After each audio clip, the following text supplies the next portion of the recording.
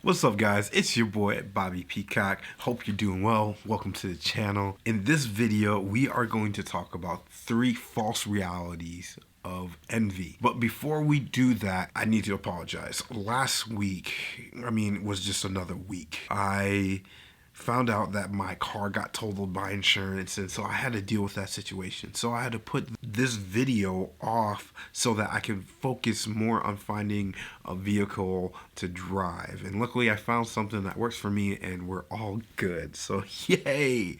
So we are back to a regular rhythm. So let's jump into it. So like I said, in this video we are going to talk about 3 false realities that envy provides. Before we jump into those 3 false realities, we have to define what is envy. There's envy a noun, and then there's envy a verb. And so let me break it down for y'all. The noun version is a feeling of discontented or resentful longing aroused by someone else's possessions, quality, or luck. It's very similar to jealousy and enviness. The verb, desire to have a quality, a possession, or other desirable attributes belonging to someone else. So that's the noun and the verb version. So let's go into the first point here. So I have to start the first false reality with a story. So last winter,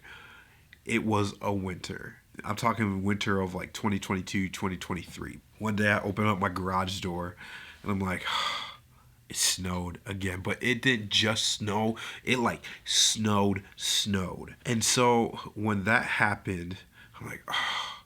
So I grabbed my shovel and I just started scooping, going for it. And as I am pushing and scooping snow, I look and one of my neighbors has this most beautiful snowblower.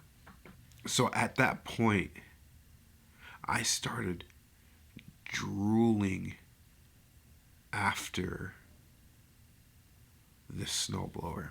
And it was like instant. At that moment, I started drooling and started thinking these thoughts.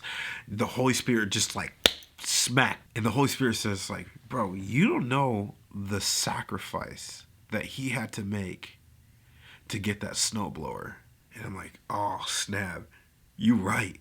See, the first false reality of enviness is the sacrifice. It gives you a false pretense of what sacrifice is. See, we start to envy whether it's a snowblower or a car, or maybe it's like a quality that someone has, but we don't know the sacrifices that they went to. We want to bear the fruit of their labor. We want to have the championship ring without the condition and the conviction to keep on going within the cycle of repetition. That was a very confusing sentence. We want the crown, but we don't want to go to war. We want the Jeep, but we don't want the payment for it. And that's what enviness is. It's saying we want this without any of this stuff that we have to build to get to that. Like Michael Jordan didn't get his 6 rings overnight. Champions are not built in a moment in time. No, they are built in the sacrifice, the convictions, the repetition, over and over, years of that. Enviness provides a false reality of sacrifice, saying, you know what, like, yeah, you want that, I'm gonna get it, but I can't afford to get it. But I don't even keep in mind the sacrifice that it took someone else to get there. Not everybody can be a Michael Jordan. Not everybody can be a LeBron James. And nor are we called to. So why should we envy after that when God has called us to be us? Which that jumps into a different point.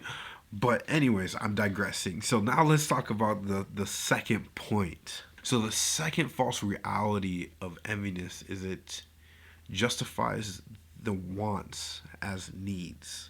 Now, let me explain this, because this is something that I personally have walked through the past week in a couple of days. I had a truck, and I had a big truck, and I love this truck. I'm talking cold air intake, aftermarket exhaust, 6-inch lift kit, big old nubby tires. But the problem was, It also got 9 miles per gallon. And then I got in an accident and it got totaled. It stunk. I wanted to keep the truck. But the reality is, I couldn't even really afford the truck because it was like $150 a week in regards to filling up in gas. And so then, I have two friends of mine, very close friends of mine, that are my accountability friends when it comes to my finances. I'm like, yo, I want another lifted truck. I want another truck.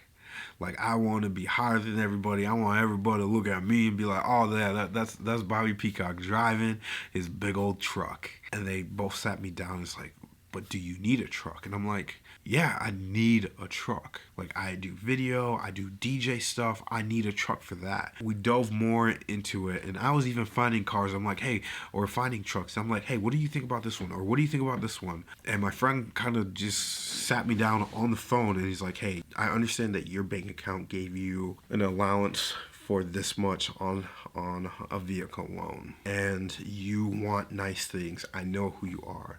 He's like, but the reality is, Bobby, is that, one, you don't need that right now. If you want to go after a house, you don't need that. And then two, he's like, this is your budget. And I'm like, what? He's like, yeah, this is your budget. And you're going to stick within this budget. And I'm like, okay. And so I literally went back and forth this battle of, these are my perceived needs, but they were actually wants, versus these are my needs and this is what I need in a vehicle. And I found out, it's like, you know what? Part of that is I just need to stop being envious. I need to stop looking and envying and wanting and desiring all these things that my friends have, their nice trucks, their nice things, and then just say, this is what Bobby needs. Because even if you look at like rich versus wealthy people, like wealthy people, they're just driving like everyday cars. Rich people are driving the really flashy things, and there's a difference between wealth and rich, which we'll get into in a different video. With that being said, I was facing this battle, and I had two of my friends hold me accountable, and I found a car or SUV that fit everything that I need. And now that I have it, I actually really enjoy it, and I enjoy it more than my truck. And so that's what enviness does. It gives you this false reality of what your needs are and what your wants are, and it actually flips them around and says your wants are your needs and your needs are your wants, and you're okay with not having your actual quote-unquote needs because you're going for your wants, and your wants are your needs. Another super confusing sentence. So let me say that again. The false reality of enviness is that it flips your wants and your needs. So your wants become your needs and your needs become your wants.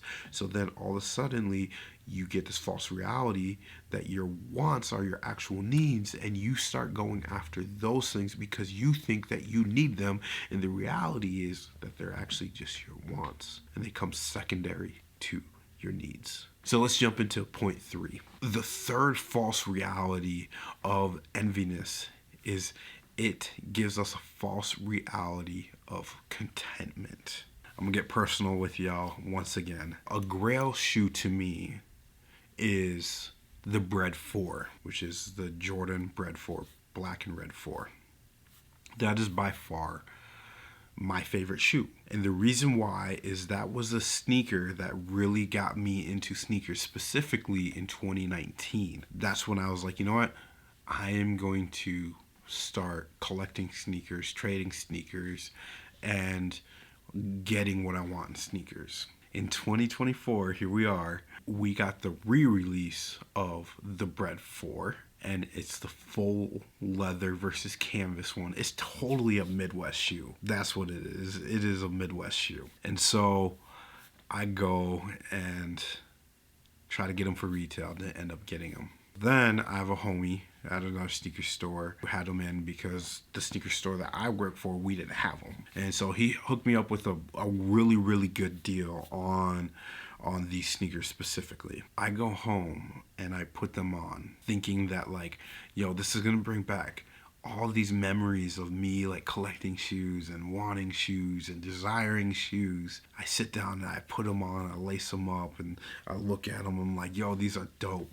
Like, I genuinely like them. But after that moment, that brief moment of going down history lane and stuff, I'm like, yeah, these shoes are cool and they bring up back some memories and stuff for me. But like, I didn't really need them. That feeling of contentment became, okay, what's the next thing?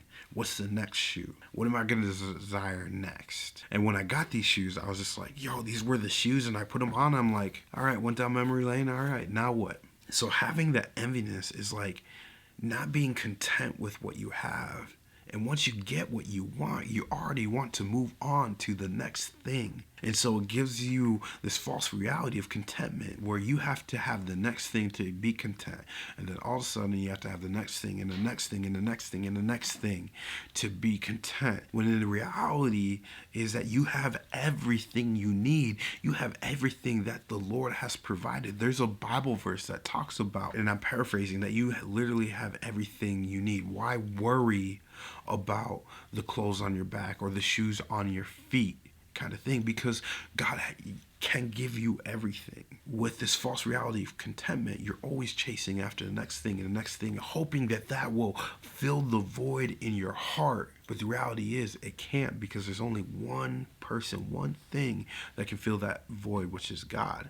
So that's the third false reality of enviness, is it gives you a false reality of contentment. Now, there's probably obviously more out there when it comes to being envious of things, and there's more points and stuff. These are things that I found in my life, especially recently, that were like, oh, this is a false reality that it's given me. And part of that was having my accountability actually call me out and say, yo, like, you don't need these things, or you don't need that or this. You need a sacrifice for this. So those were just a couple of thoughts. Some of them are a little bit everywhere. My apologies in regards to that video. It's been a week and I'm dealing with another head cold, and so my voice is all weird too. But anyways, it is what it is. Thank y'all so much for watching. The question for today is, what are your thoughts on enviness? Like, how do you deal with enviness? Like always, guys, remember, peace, love, blessings. We out.